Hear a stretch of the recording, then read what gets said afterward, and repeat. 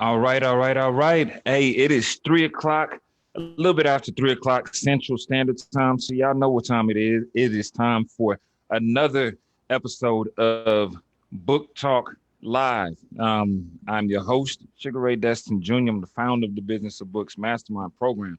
And today we are joined by a very special guest, one of our own editors, as well as a best-selling author. We had her relaunch yesterday, and she is now a number one best-selling author, Miss Elizabeth Bernice. How are you today? I am pretty amazing. How are you? Oh, I'm good. I can't complain. I'm enjoying enjoying life as should be. That's good. Yeah. So I wanna let give you a little bit of time to introduce yourself to the people. Let them know who you are in your words. Well, like you said, I'm Elizabeth Bernice. I am a strong woman of God, and I I would say I'm a phenomenal mother.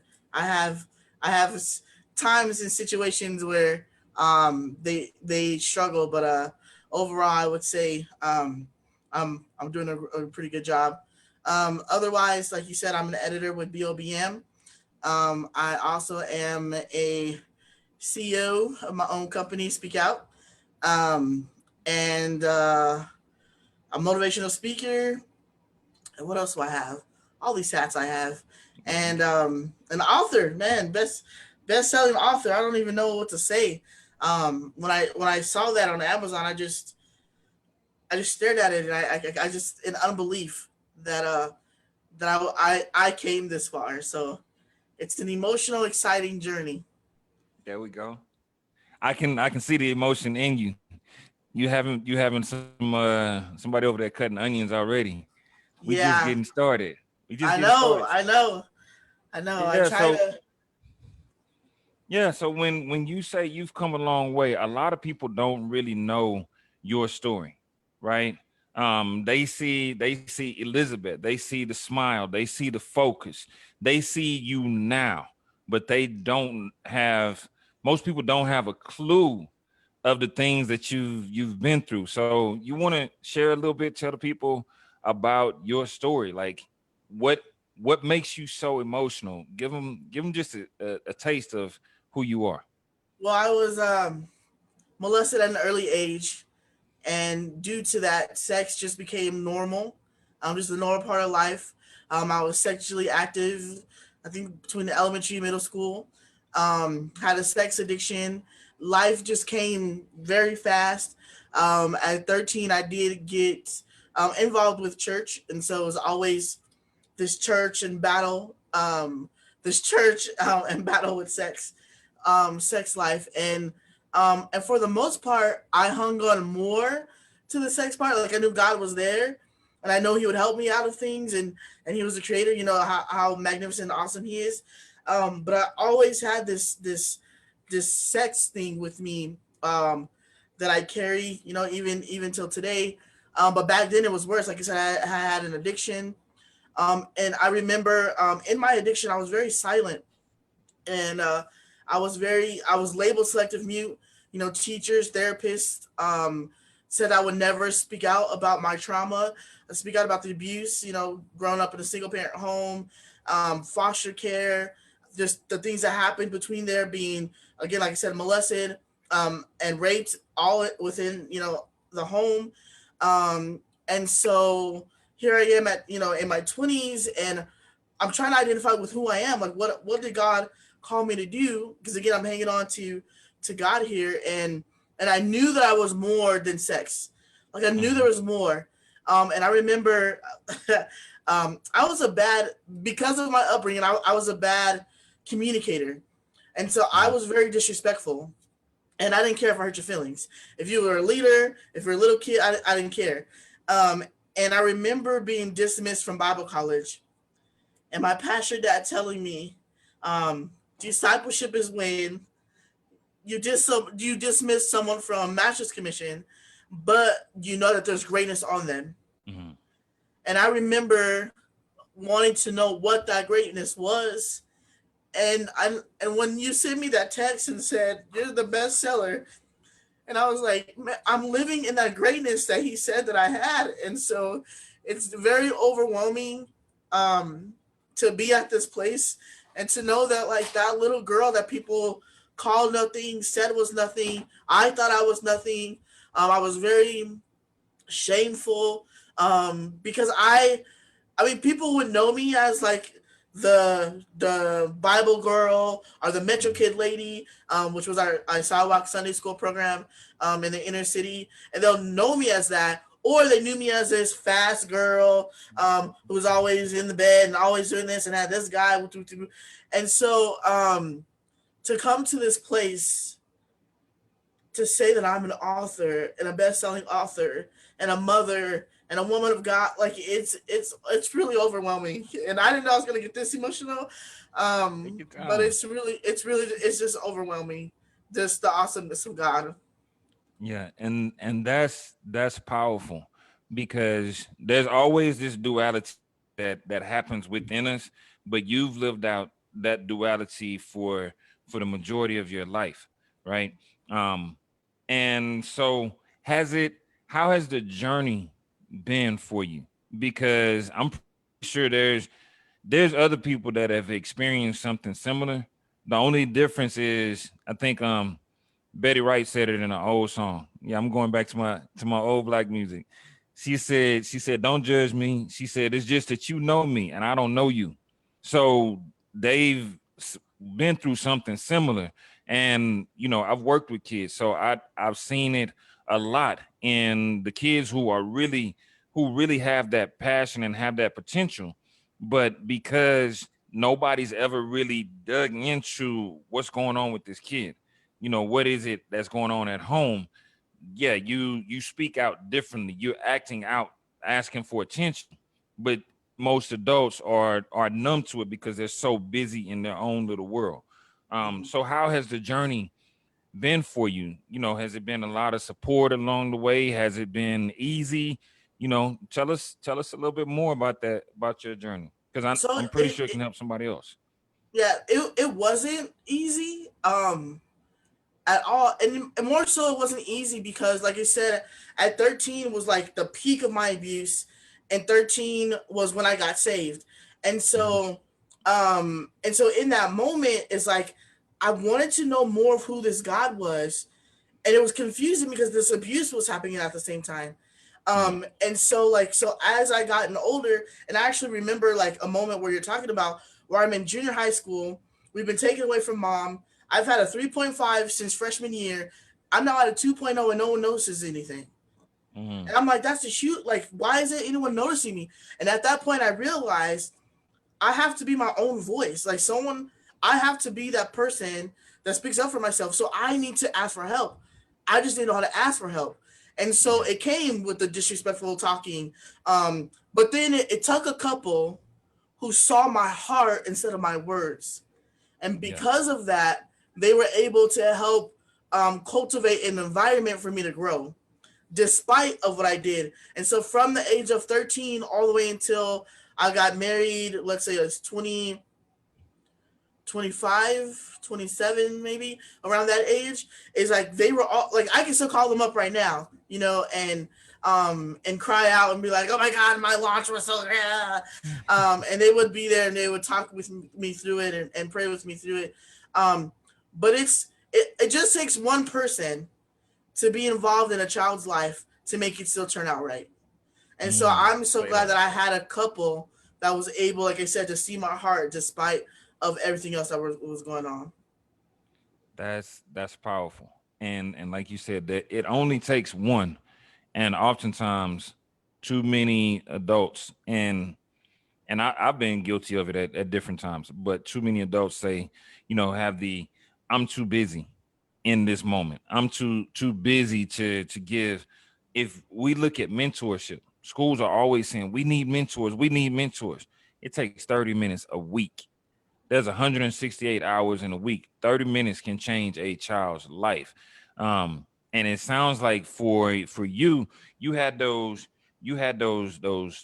pastor parents that were there for you and that gave of themselves. What about those closer to you? How was that experience as you were going through all this? Unfortunately, those closest to you, whether you are succeeding or not, they're not going to be there for you.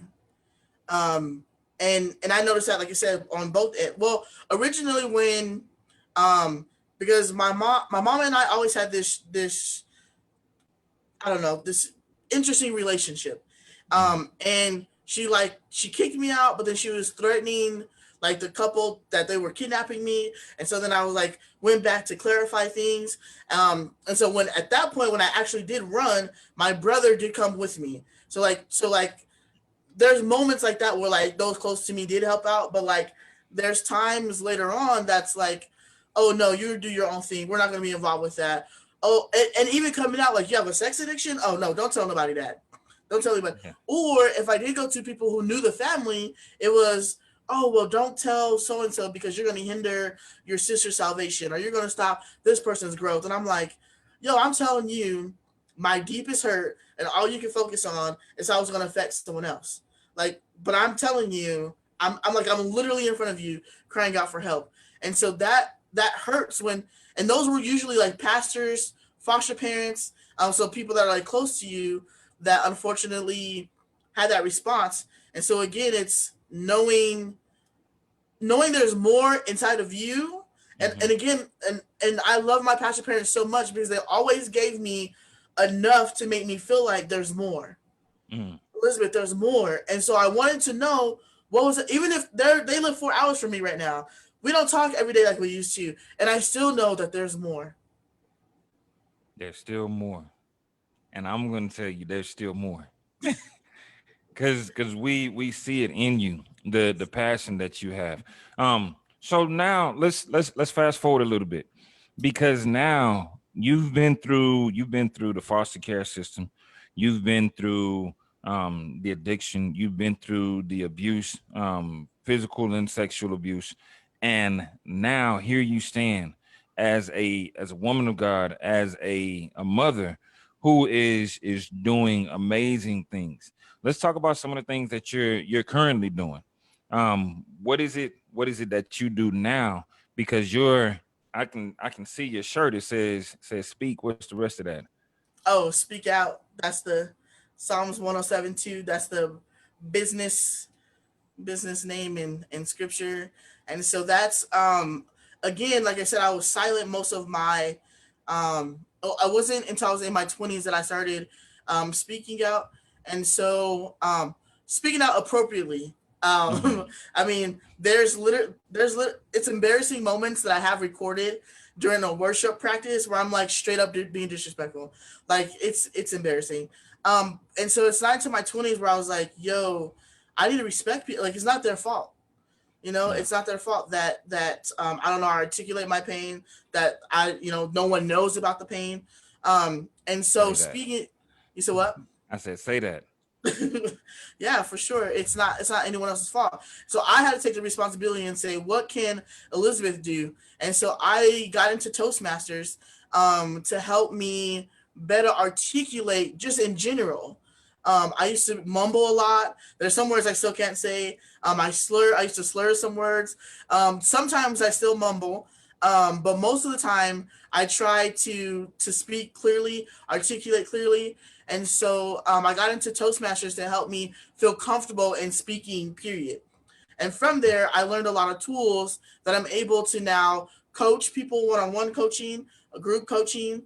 I also do I have a group that I'm doing coming out that talks about it's called Victorious Overcomers Academy, and it's talking about helping people through that emotional part of the abuse. Like you physically have survived it and not allowing that emotional part to kill you. So let's deal with those emotions. Most people, I mean, for men they say you don't have emotions at all, but for women it's like you cry too much or you Not do, true. and so in some places. Um, and so it's just to embrace those emotions and respond appropriately to them, and then and to get over them and move on. Because usually we're like, oh, I'm sad, and we sit in the sadness for years. It becomes a depression. The depression paralyzes us, and then we're like, oh, I'm still crying over something that happened to me 13. At 13, I'm 33 years old, and I don't know what to do with my life. Like, boo boo, you still have enough life left in you. Don't waste it because you physically got assaulted when you were 13. You still have so much life to live now at 33. Don't let the emotions this paralyze you and kill you. And so the academy is going to help people through that process of that. And then I kind of want to pause, and I feel like I left out a chunk of life because I want to talk about how I met you. And and I knew that my calling was my voice. That whether it was through a podcast, through a book, through online speaking, through a sermon, that I was going to use my voice. And when God called me to write a book, I did not know where to start. And I would ask people like who wrote books, like, "Hey, how did you?" And they kind of were like, "Oh, this is what I did." And I'm like, "Okay, cool." But there was no person. And I like relationship. And so I was like, so what person can I get into relationship with to help me with the book? And several people in our mutual group, Breathe University, were like Sugar Ray Destin. Like I think there was like 5 people who posted. And I'm like, all right, obviously Sugar Ray Destin, so I need to talk to you. And then I got in touch with you, and you and I have bumped heads a couple of ways through the process. However, becoming a published author was never something that I planned to do, but God definitely intended for it to happen. And the way that He had it happen and having it go through your program is just amazing, because it's not just about a book. It's so much more than that. Like you said, like it's the relationship, it's a business, becoming a bestseller. Like I never in my life thought that would happen. And then knowing that my daughter is watching and she bugs you every time she gets and tells you she wants to be an author. And so I think what you're doing with the business of books, right? Yeah. What you're doing with the business of books mastermind is beyond a book. It's so beyond a book, and it's really life changing. And so I thank you. And I always tell you whenever I get, like, I really appreciate you in your business and what it has done for my life. It's truly made me see things different. I've tapped into my gorilla, if you will, my execution and loyalty and just sticking to the grind.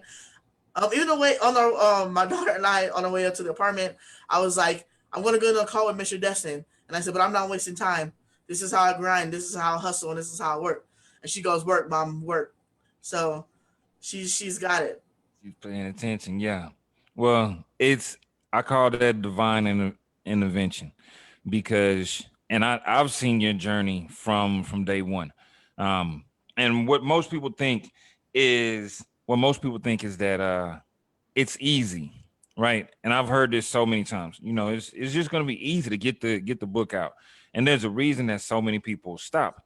But it's more about being willing to fight through those, like you said, those emotions. Because I remember when you first started working on your book, around chapter 1, you wouldn't talk to anybody.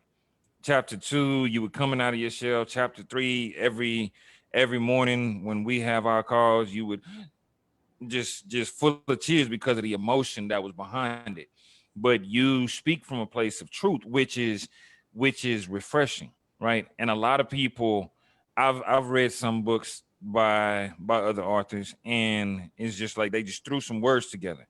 But I can tell that you went back to that place where these events happen in your life. You went back to these scenes where things were uncomfortable.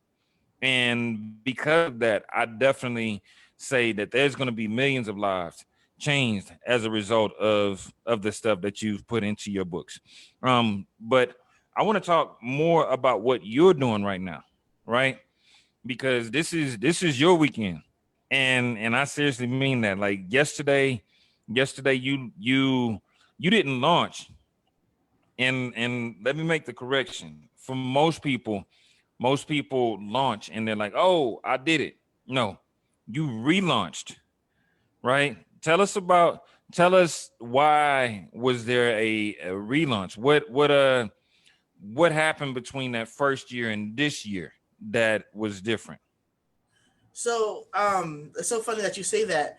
I think last year I was still riding on the belief of others and not riding on the belief of myself. Mm-hmm. And so, like I said, my pastor parents, um, I call them my coach parents, which are Patrick and Gwendolyn Pete. Um, God has put people in my life strategically at moments to carry me through to the next moment, and for that, I always believed in what they said of me. I believed in what you said of me. I believed you believed that I could put out a book, and I did. And the relaunching it was I'm believing that I can do it, and that this time I'm ready, and this time I know that I can do it. And so the engagements that'll come after this, the whatever else that's gonna come out, I'm ready.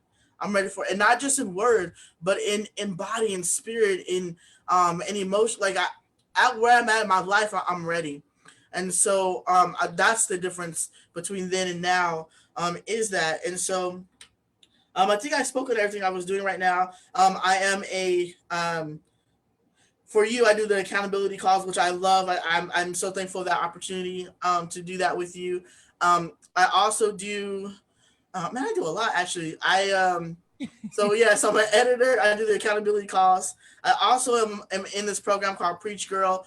Shout out to Chrissy Miranda. I love her. My mentor. Learning how to put together sermons. I learned this from Patrick Pete. Is just constantly mastering your craft. And Mm-hmm. so being a part of you remind me of my pastor dad, because both of you guys are forever growing. And so I know that my craft is always going to be sharpened when I'm with the two of you. But then I also because I'm a spiritual person, then that I'm going to reach out, to that spiritual part of me. And so that Preach Girl really gets me like deep into the Bible and studying it full and really like making it a lifestyle. And so I love Preach Girl. And then from that, I'm a sermon. And then my daughter is asking me a question. So we're going to bank pause. Come on. Bring on camera. Say hi. Hey, come here. How are you? Good. Where do you want some nachos? Yeah. You can have some nachos, baby. I can? Yeah. I tried to sneak in the I know you were trying to sneak. It's okay. Yeah. So You're good. while Elizabeth is talking to Camille, I just want to highlight some of the stuff that you're doing currently. Um, most people talk about how they're helping others, but every week you do things to help others. And what I love about your journey is that you're actually tapping into um you're tapping into multiple people, multiple coaches. Um so I see somebody is spamming the live feed, and I appreciate the advertisements, but that's not what we're here for. So it will get deleted. And that's my first time ever seeing somebody do that. But you are constantly looking for opportunities to grow, but you're also looking for constant opportunities to share your growth with others. And so every Wednesday, you do a live talk on Facebook. Tell us a little bit about that Yeah. and what got you started there.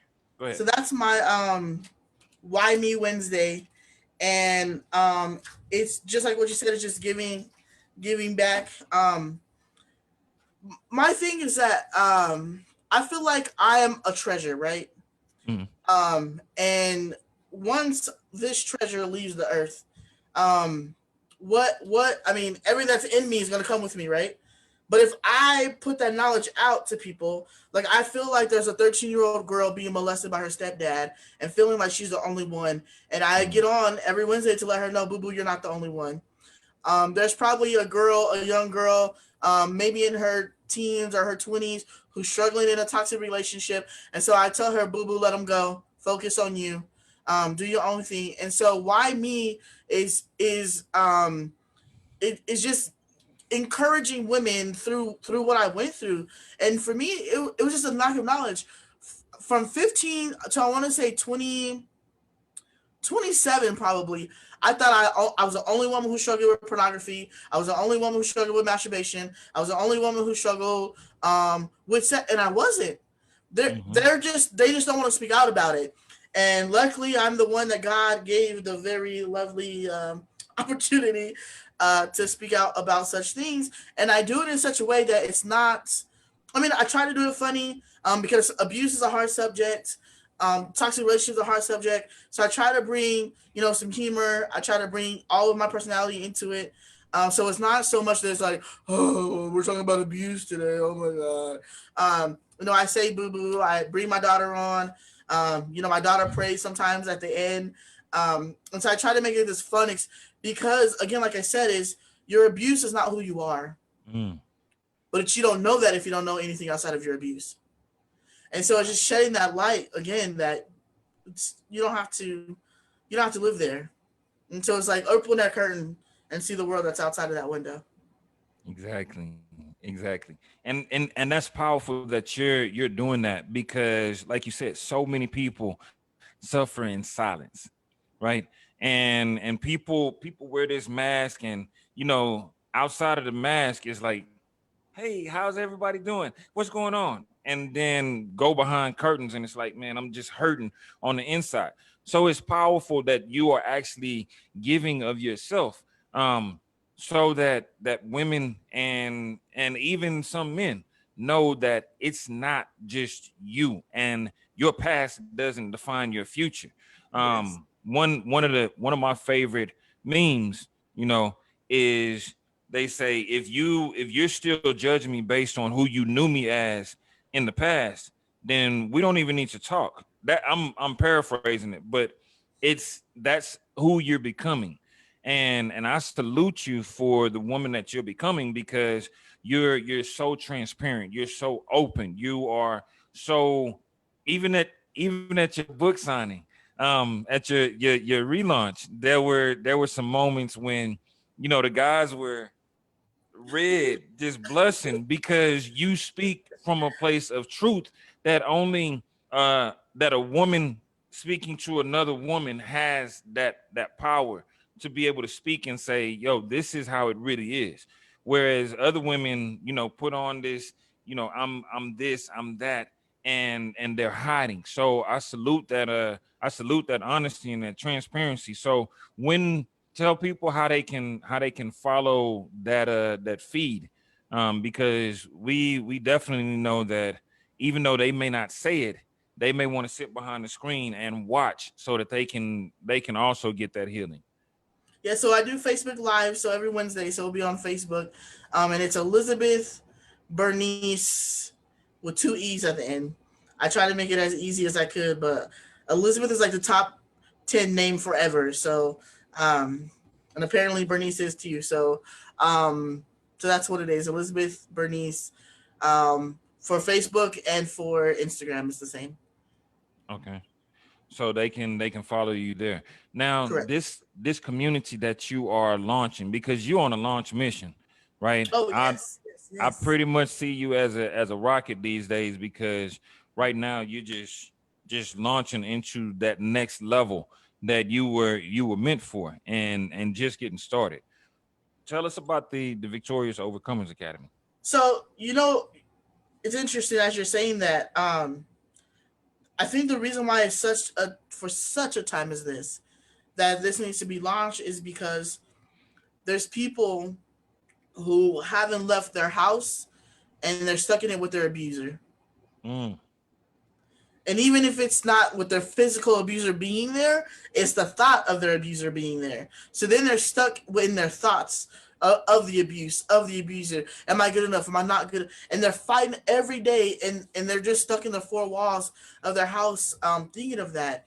And so opening up this membership group, this monthly membership group, will help people come into a non-judgmental family, if you will, and to be able to share those experiences. I mean, and they can share it, amongst the group in a post, maybe just in DMs or whatever, but it's that place that they may able to come and just let it out, and not be, again, judged by it. No one's going to call you down by it or whatever, like look at you different or anything. And so it's just that safe place. And then, like I said, and not just to leave you, because I've been a part of groups that's like, okay, I just threw up on you of everything that I'm going through, and then that's it. Mm-hmm. No support. There's no support at all. Or there's, girl, I know how you feel. Okay, cool. What else? Like, let's get over it. And so I think that's what my group separates from the others. Is like, okay, here are some tools to put into your tool belt when you're at home and you're like, oh my God, I can't stop thinking about him, and I know I don't want to be with him. How do I stay off that? Or what if he comes knocking on my door in the middle of the night and slips a letter under my door and tries to guilt me into, going back with him? That did not happen last night at all, but but anyway, that just happened.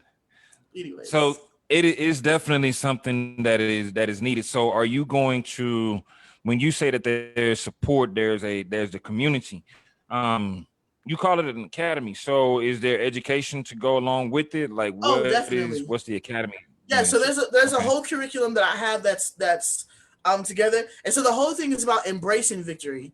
So most times as abusers, we're okay with sharing our abuse. We get to a point where we're okay with sharing our abuse. We'll get to the point where we're surviving, we're thriving. But it's so much more to say, I'm embracing that I'm no longer that. And so the curriculum is centered around, again, like I said, giving you tools that when you go into life that you're not triggered, that when you're faced with things you're not triggered, you can go home for a holiday and not be triggered. And so it's really giving you those tools to help you stand strong in those moments where you're most vulnerable and those moments where you're most weak. And so it's just to help you. So there's a whole curriculum around building you up as a person to stand strong in who you are. It's all about everything that all the tools that we have to be what we were purposed to be is already inside of us. So all I'm doing, my curriculum is just pulling it out and helping you accept and embrace that's who you are. Yeah, embracing the power. And I remember when you were hashing out the terms for what you wanted to call it, and you were like a community of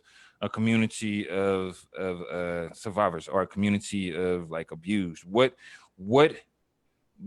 gave you the exact, like, what made you go with victorious overcomers? Because that sounds a lot different than survivor.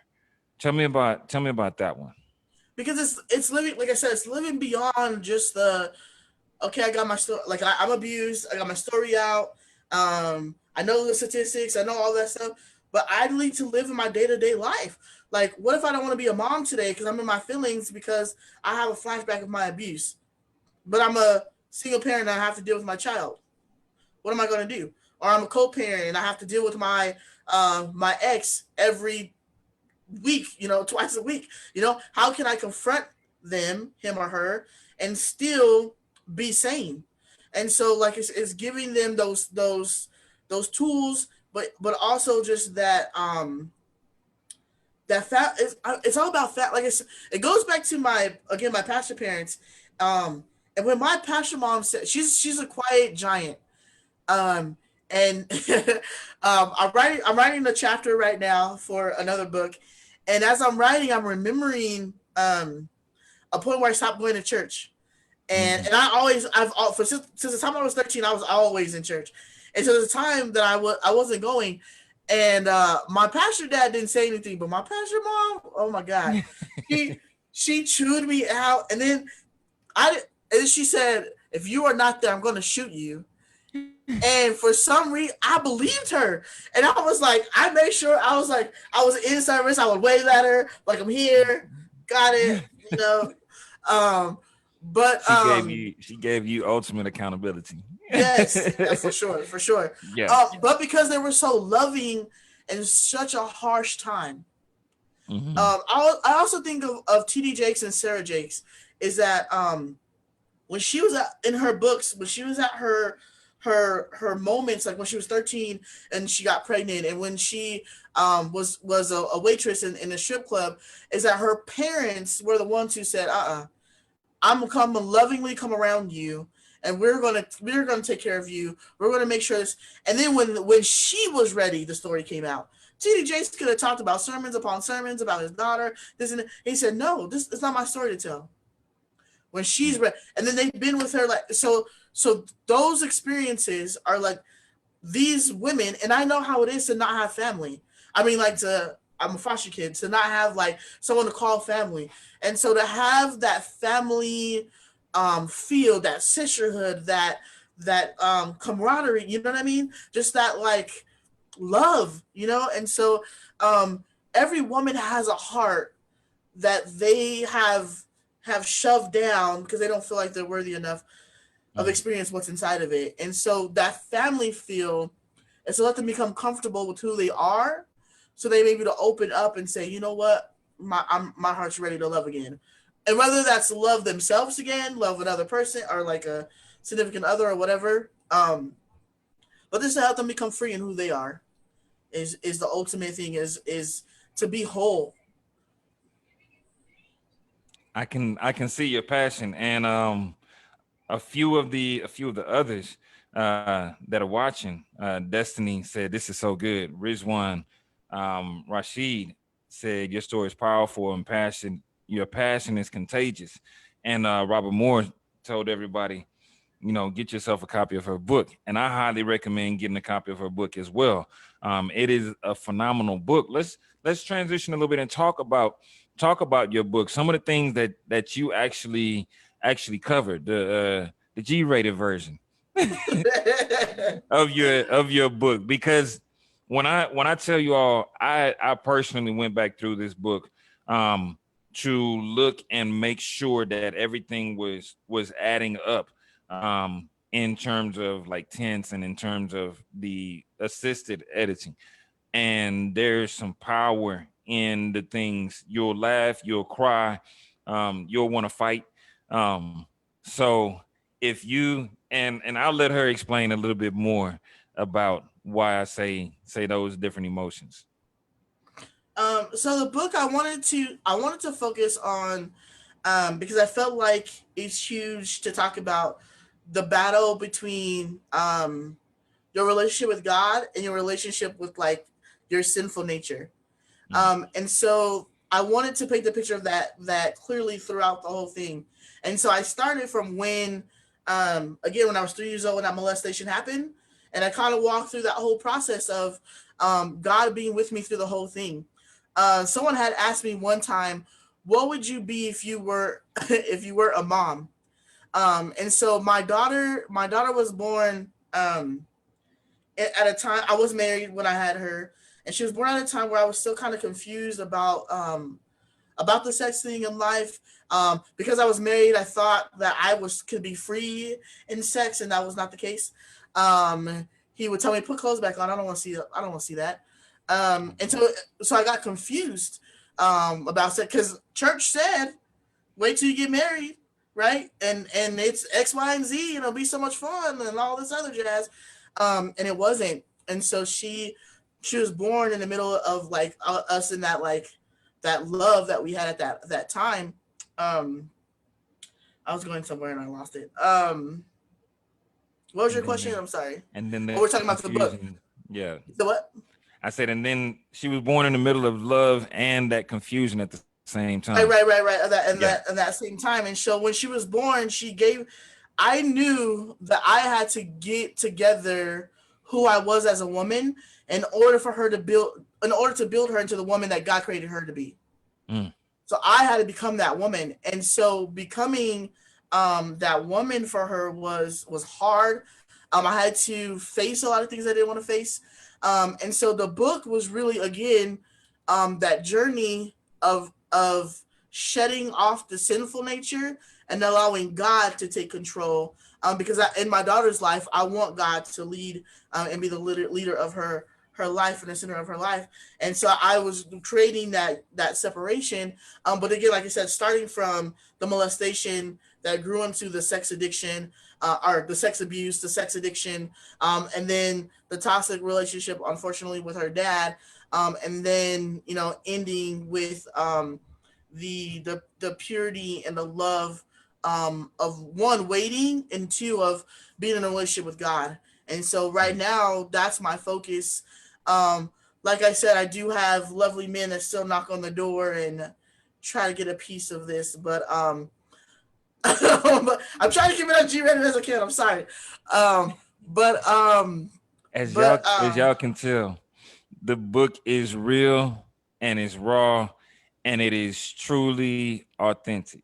So yes, definitely. that's the Um, keep going. no, that's it. Because I mean, I'm trying not to get so specific because I don't want to, one, give away the book, and two, it is a lot. Like going through foster care, I experienced one of my leaders who committed suicide. There was a lot of and all this stuff I kept silent, which is why the book is called No Longer Silent. Is that I don't think until I wrote the book that I ever told anyone about that teacher passing away. Mhm. And it was the same time we were getting taken away. Mom was in the hospital, and so like all these things were happening all at the same time. And so just to write it out was a release for me as well. Going through those process, and you talked about like how I was on the call, and different chapters brought out different parts of me. I remember sitting in the parking lot of a Dollar Tree. I don't know if you guys have Dollar Trees in Texas, but Oh, we got them. and I'm hysterically All kinds of Dollar crying. Trees. I'm so through with you. I'm hysterically crying because I can't write this hour chapter. And I sat there, and I'm not kidding, for 4 hours, and I cried, and I cried. But that crying gave me that release in order to write the chapter. And so and I believe that was chapter 3 or 4. Yeah, that time was really hard. But yeah, every chapter came from my heart. Definitely was real. There's a chapter I literally talk about a whole science part of intimacy. And you do go into that. Yes, yes, I do. Okay. But I do it to bring knowledge, because that's the thing that I was talking in that chapter. I'm talking about is that I lack the knowledge of that information, and so because of that, I went into my marriage assuming this is what sex was supposed to be, and it was not. Yeah. Well, now it sounds like you are definitely on the other side of healing. And that's major, because I've worked with so many people, and the one thing about people who have been through dramatic or traumatic situations in their life is that they don't necessarily, or they haven't went through that healing for themselves. And so since they haven't went through that healing for themselves, you said it earlier, they place that they place the aggressor on people that are in their lives, that are there to genuinely help. They don't know how to receive that help. And I do want to make a correction. Not all abusers are men. So That's definitely true. Definitely, yeah. Because it's funny you say that, because in the beginning, and I feel like I do stress this in my chapter.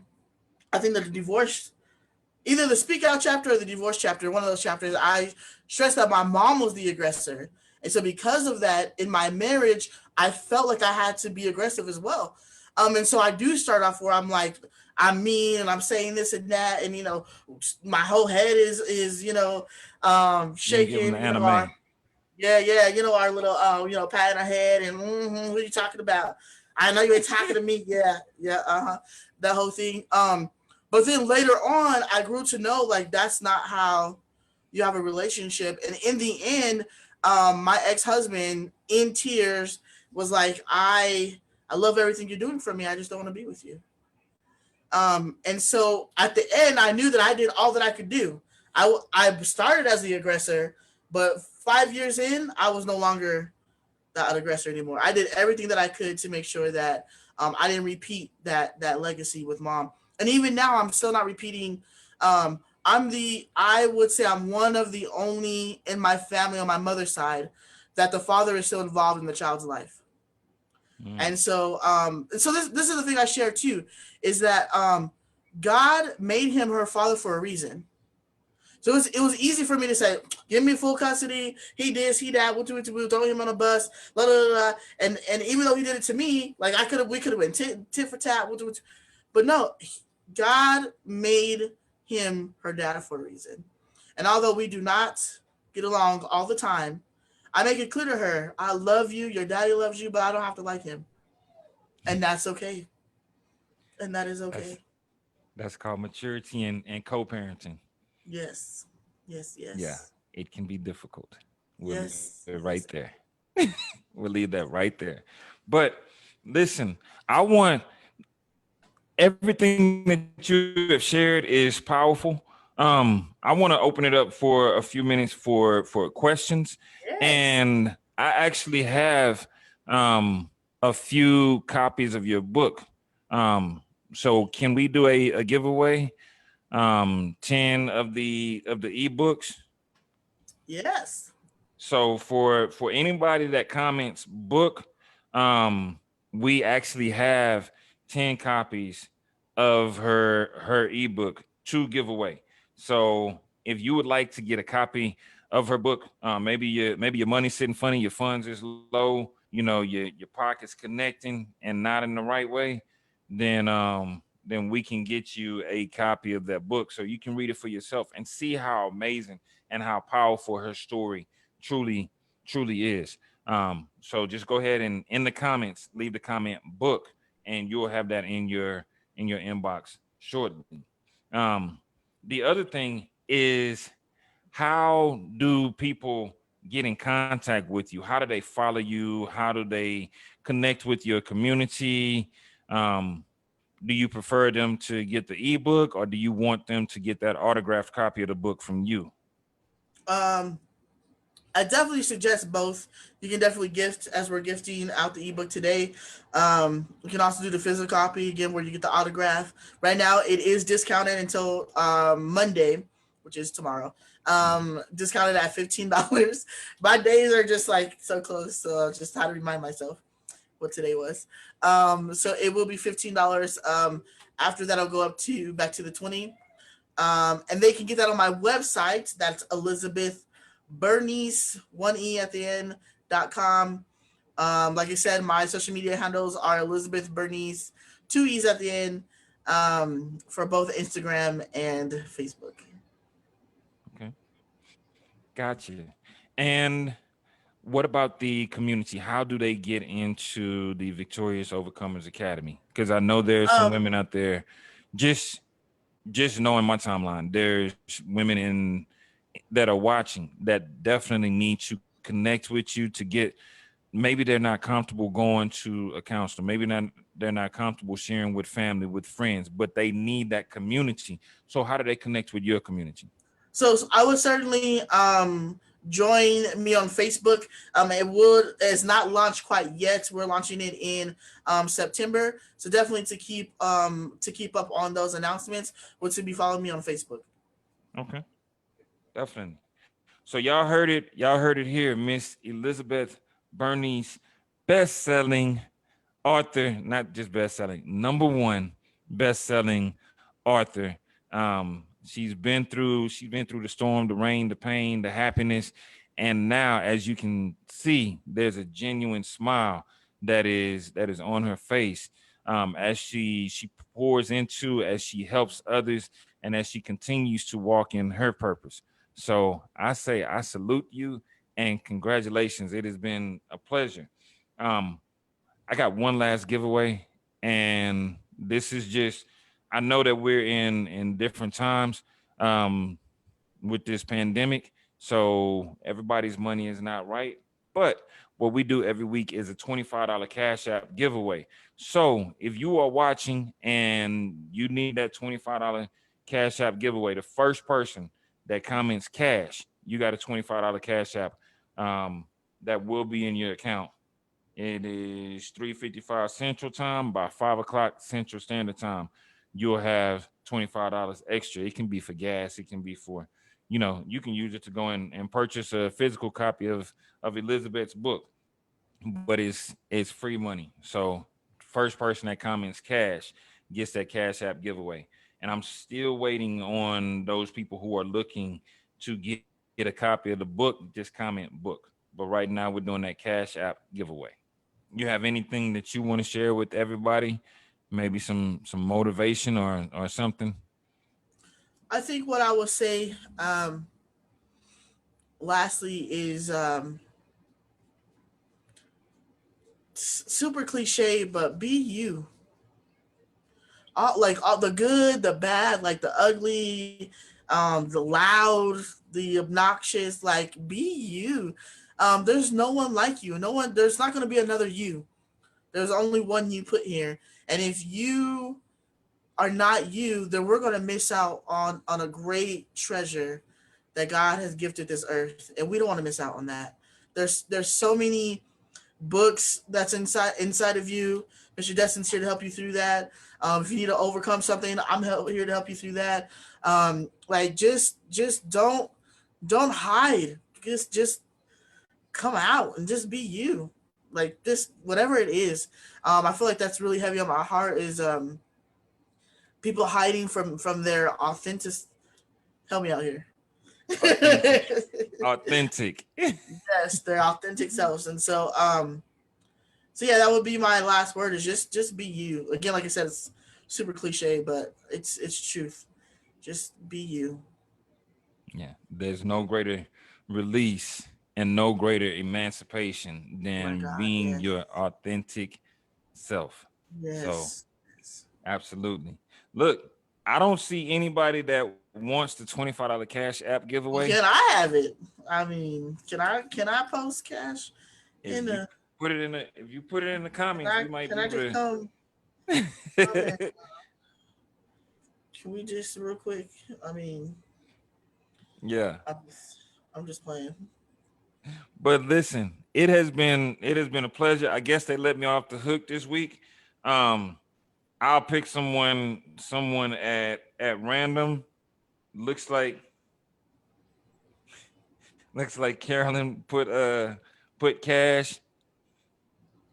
And with that being said, we'll go ahead and gift Carolyn the $25 Cash App giveaway.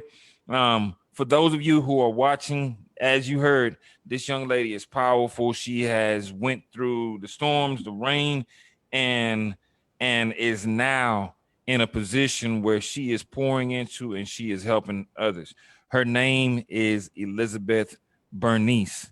And y'all keep your eyes open, because when I tell you that she is in that launch phase, a year from now, she's going to be completely different. She's completely different and from where she was a year ago. That growth is pure. That growth is natural. And we love you guys, and we will see you next week. Y'all have a good one. Bye.